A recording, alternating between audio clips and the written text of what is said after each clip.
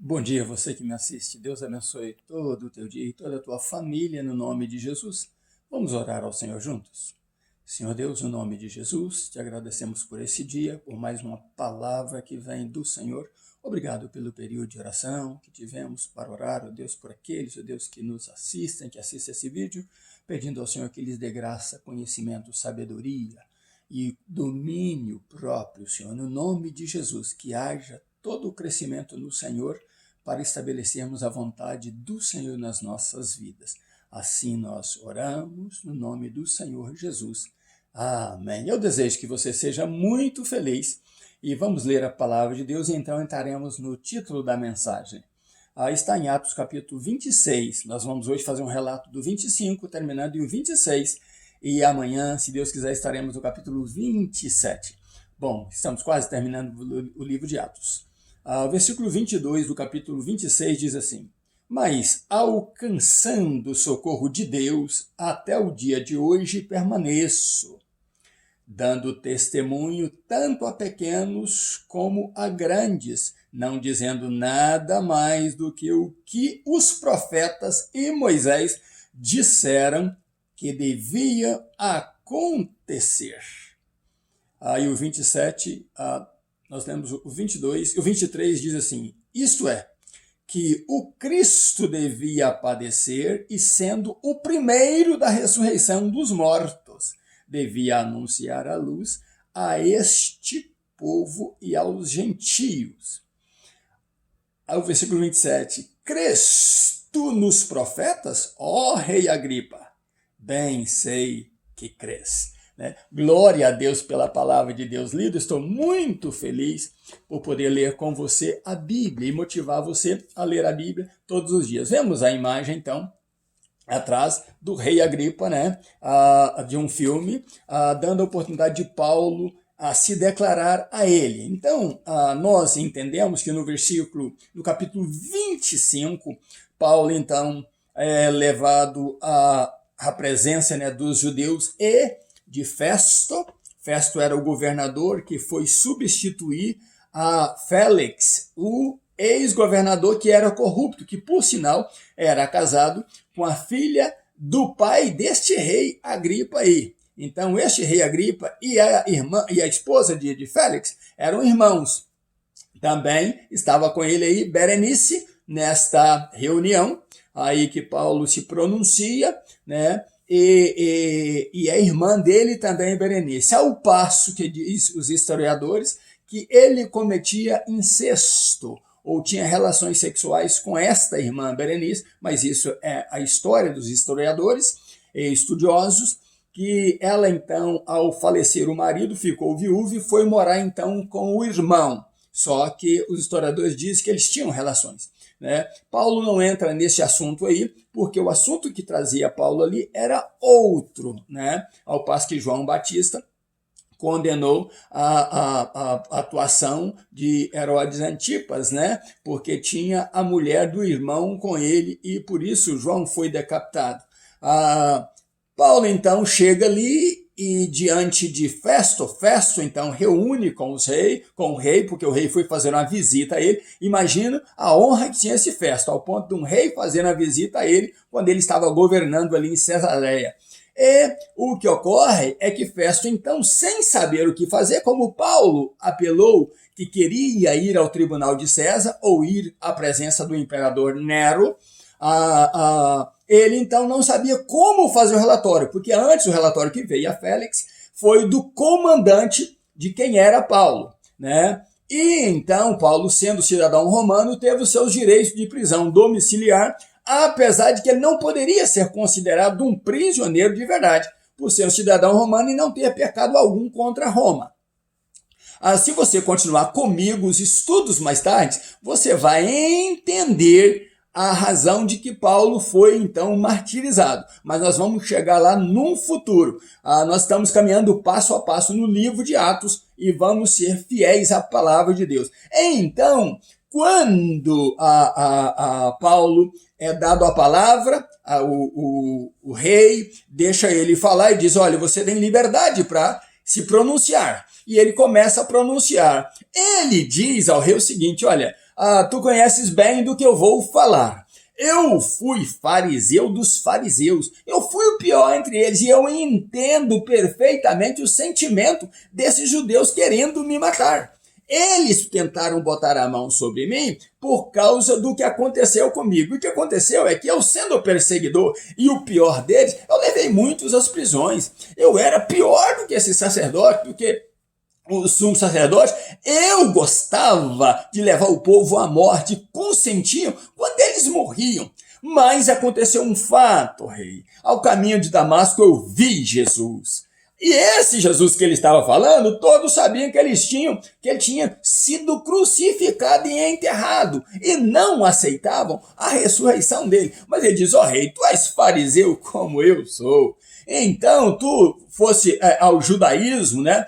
Você frequenta lá, o senhor estudou lá, rei, tudo isso aí, e sabe que nós cremos na ressurreição dos mortos, e eu vi esse Jesus ressuscitado, que me deu uma ordem para ser o que sou hoje, levar o evangelho aos gentios. Então, eu respeitosamente passava nas sinagogas, falava com eles desse Jesus como incumbência. Mas quando ele fala do Cristo ressuscitado, então Festo, que era romano, que não tinha experiência com isso, disse, Paulo, nessa cena que está aí atrás, Paulo, olha, eu creio que você estudou demais e está delirando, Paulo.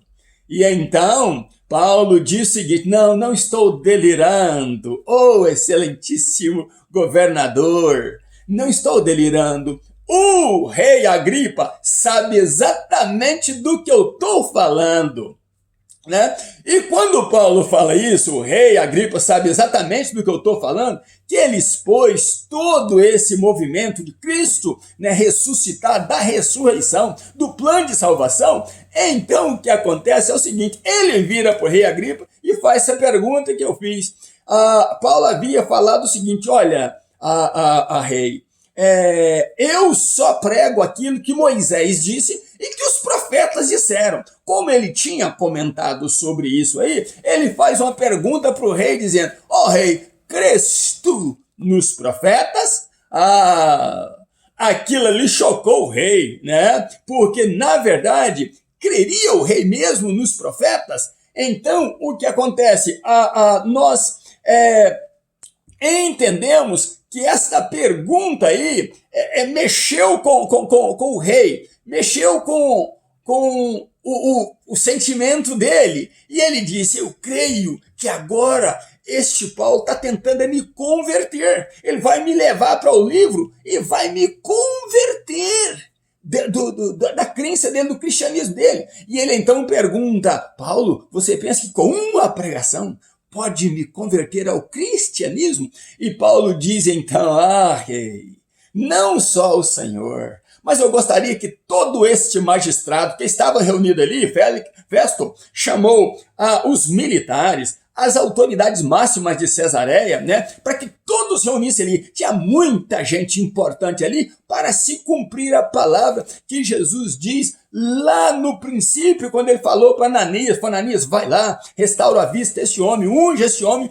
porque ele vai pregar para reis, ele vai pregar para magistrados, ele vai levar o meu nome a grandes e pequenos, ele vai ganhar os gentios para minha glória, para minha honra, ele vai levar salvação aos gentios. Então estava se cumprindo ali a profecia de Jesus falando com Ananias sobre Paulo. E ele diz, não só tu, rei, mas eu queria que todos os que me ouvem, sabe, rei, se convertesse ao Senhor Jesus, se dobrasse ao Senhor Jesus, entendesse que esse Senhor Jesus está ressuscitado e que ele traz vida a cada pessoa que ouve e crê. Rei, os profetas falaram sobre isso, Moisés lá em Gênesis fala sobre isso, né? A Bíblia fala sobre isso, Moisés falou, levantará um profeta depois de mim, dê ouvidos a ele. Isaías fala sobre isso. Rei, o Senhor é conhecedor dos profetas. A minha pergunta tão somente é, tu acreditas no que lês? Tu acredita nos profetas, no que eles disseram? Meus irmãos e minhas irmãs, o título da mensagem de hoje me faz lembrar de um professor meu de hebraico, primeiro, que eu tive como professor de hebraico, né, que ele diz assim: toda pessoa que estuda muito, toda pessoa que começa a caminhar no caminho da sabedoria, ele fica com a carinha de louco, de doido, né? E ele perguntou na primeira aula, disse: e por que vocês estão olhando para mim? Realmente, o pastor, né, de hebraico, professor de hebraico, pastor Luiz Saião, né, e professor de hebraico, ele tem uma carinha de doido mesmo. Mas todas as pessoas que começam a falar de experiências sobrenaturais, elas são chamadas de loucos, né? E a pergunta é: já te chamaram de louco? Esse é o título da nossa mensagem de hoje. Já te chamaram de louco? Meus irmãos, eu passei muitas vezes por muitas experiências. Quando eu começo a contar as minhas experiências, do dia que eu parei um tribunal, um julgamento aqui para mais de 14 prisioneiros de alta periculosidade, e eu vou contar isso aí em outro testemunho, as pessoas me chamam de louco, não acreditam nisso. Quando eu conto que eu fui a um hospital orar para uma pessoa que já ia fazer doações de órgãos, né, que a família ia doar os órgãos, que ela ressuscitou, a Gisele, que eu falei no testemunho passado, as pessoas pensam que eu sou louco. Mas por que pensam que eu sou louco? Porque Festo pensou que Paulo estudou muito e estava ficando louco? Porque ele não tinha as experiências que Paulo tinha, né? E então eu também, quando conto as minhas experiências com Deus, experiência do meu corpo sair do chão, quando eu orava, para muita gente eu sou tido como louco, mas Deus sabe da minha verdade e da minha integridade em falar diante dele. E se este pastor ou outro que me chama de louco ou que pensa que eu sou louco, né, não acredita, porque eles não buscam experiências com Deus, eles não buscam se aproximar de Deus, eles não buscam estar junto com Deus, como Deus tem me despertado. Antes eu comecei às 6, depois foi para 5, depois foi para 4h20, agora o Espírito Santo de Deus me desperta, é 3h20 da manhã, e se algum dia eu passar a noite toda orando, é porque Deus está nisso, Deus está trabalhando. Então, se você quer ter experiência com Deus, saiba disso, você poderá ser chamado talvez de louco. Depois dessa reunião, né, ali, Festo então reúne com o rei Agripa e com os militares ali, os convivas ali, e diz a ele o seguinte: olha, este homem não tem crime algum.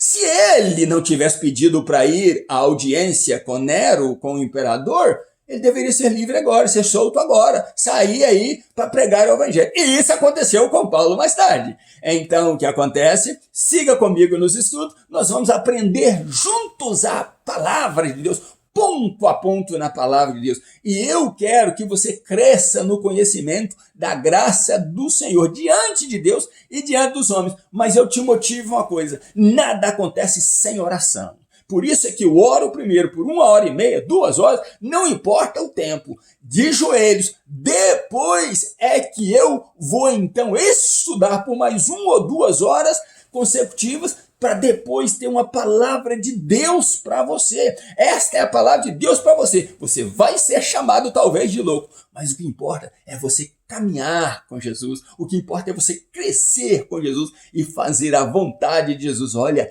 ele está voltando. Não perca tempo. Use o teu tempo precioso para falar das grandezas do rei. Repasse esse vídeo se você quiser. Volte e assista de novo se você quiser. Mas é importante, diante de qualquer homem, grande ou pequeno, de qualquer autoridade, você seja um representante fiel. E ele diz: eu fui fiel ao chamado, ó rei. Eu fui fiel, estou sendo fiel ao chamado para pregar um Cristo ressuscitado, um Cristo que salva e um Cristo que voltará em glória. Que Deus abençoe você e família. No nome de Jesus eu volto à pergunta: já te chamaram de louco? Pode ser que isso aconteça, mas seja um louco para a palavra de Deus. O que o mundo chama como loucura, Deus chama como sabedoria de Deus. Um grande abraço meu ainda nos meus pijamas, buscando a Deus. Pastor Rivo Martins, aqui para servir você com a palavra de Deus.